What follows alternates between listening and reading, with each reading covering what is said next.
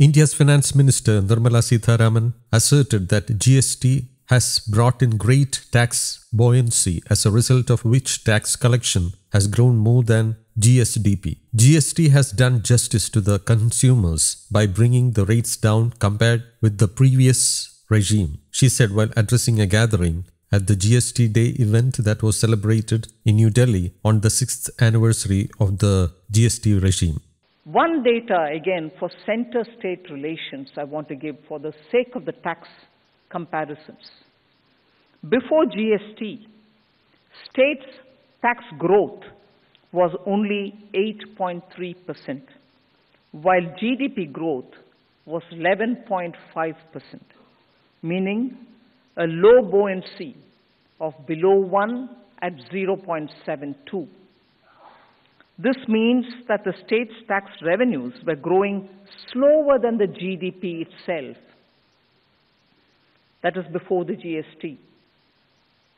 I wish this point is fully understood and taken forward to communicate to everyone on this issue. And after GST, the tax growth was 12.3%, while GDP growth was 9.8%, resulting in a high buoyancy of 1.22%, and I'm talking about years 2018 to 2023.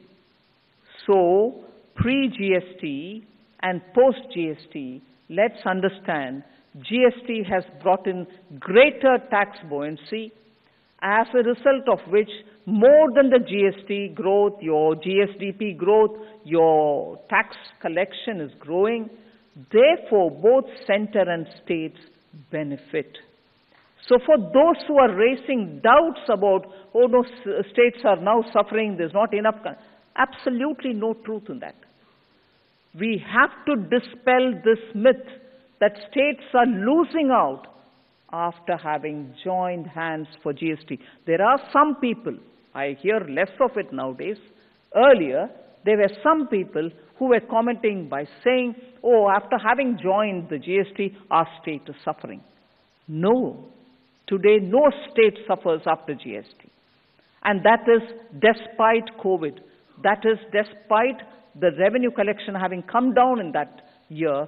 Now, the quick recovery, the new normal, all prove that states have not lost out. On the contrary, their tax buoyancy has gone up post-GST. News Desk, Kaumudy Global.